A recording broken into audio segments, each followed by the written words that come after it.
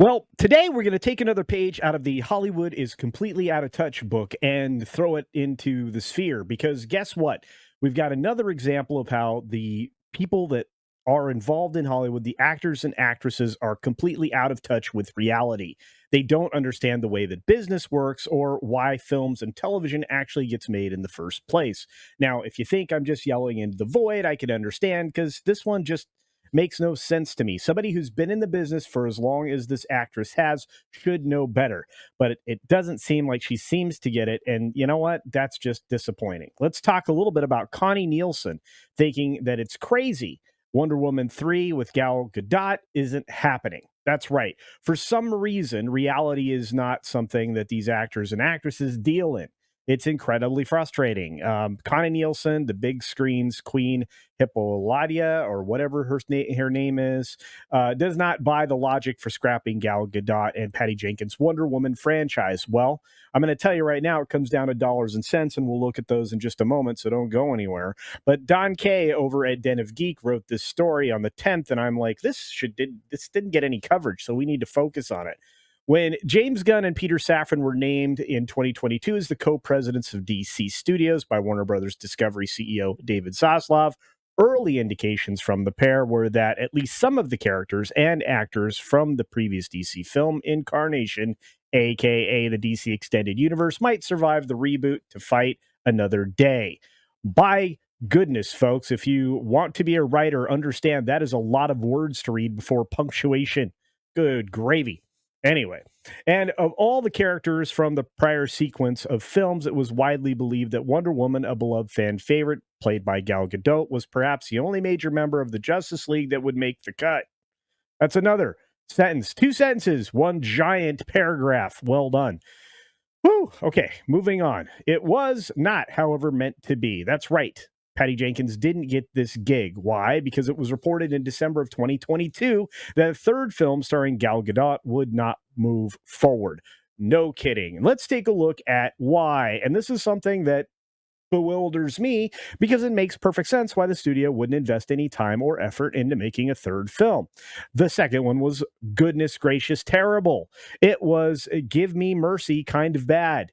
And if you look at Wonder Woman 1984, which was released in 2020, which you could argue was not a great year to release a film, it made a grand total of $166 million worldwide. Now, there were reasons for that and excuses, but the film overall was widely panned, and it didn't matter where you saw it, whether it be a theater or day and date somewhere. It was incredibly disappointing. And, jumping forward in time wasn't a bad plan. Bringing back a particular character in Chris Pine maybe was the biggest mistake you could have made. And again, some of it was the fault of the timing because, again, when it was released, we were kind of not everybody was free to move about the country. And at an opening weekend of 16,700,000 here domestically, that was incredibly disappointing. This was a $200 million project that went out into the world at the worst possible time. I believe a victim of Project Popcorn, which was under the previous direction of the studios. Again, Connie, you should know better and you should be able to read the room and the budget. Nielsen says, I think it's crazy. I mean, frankly, I don't understand it, Nielsen tells us while sitting down to discuss another of her beloved roles, the Roman noble Lucilia, who will be returning in Gladiator 2 next month. By the way, another film that is going to fare very, very poorly. And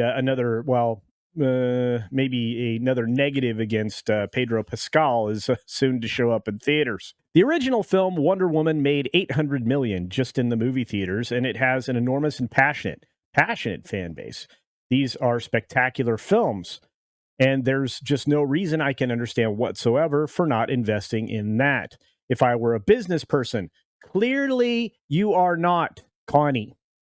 I would say that's money on the table. It's right there. Plus, every time they've done it, it was with budgets that were way smaller than any of the other DC budgets. If you compare it to recent budgets, sure. But at the time, $200 million was pretty much the going rate for the blockbuster tentpole that everybody was paying. So it certainly wasn't cheaper. It certainly has been more costly. And this was a very expensive flop that probably negated any profits that the original film had. So I can tell Connie. You are not a business person. Now we speak to the heart of the matter, the feelings, because that's where Connie is coming from. She feels things because of these films. She says, I loved that island. These costumes, those characters, the values that those Amazons represented. Yeah, all female, all the time. Nothing but. No men. I betcha. She says now, it was fantastic. I built that character off real historical and anthropology books on the Amazons. There's now real DNA evidence that these Amazons really did exist, that there really were famous female warriors. And we now know that burial mounds were where those warriors were buried. They just assumed it was a man because of who the person was buried with. And now they realize, oh no, DNA analysis shows they were women. Okay. There is, in fact, increasing evidence that Amazonian warriors of ancient Greek legend, which partially inspired the original Wonder Woman comics, may have been based on real nomadic tribes of fighting women who wandered Russia, Central Asia, and Eastern Europe some 2,500 years ago. With that in mind, Nielsen rues the fact that the captivating fictional world Jenkins, Gadot, and she, and many others, brought to vivid life while giving the superhero genre a long overdue gender shakeup. That's it, folks. More feelings is not likely to reemerge on the big screen anytime soon.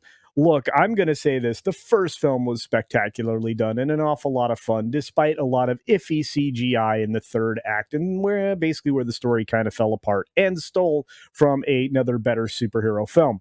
Setting all that aside, I think it's kind of shameful that she doesn't understand the reason why there's not going to be a third film. I think you understand it. I think I understand it. And I think everybody else on the planet, except for Hollywood, well, actors in Hollywood understand it anyway. And even the writers over here at Den of Geek, which congratulations on your exclusive and getting to talk a little bit about Gladiator 2, another film that's going to, well, completely belly flop.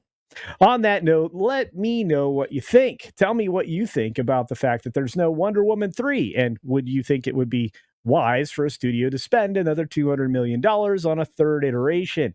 Are you supposed to send good money after bad?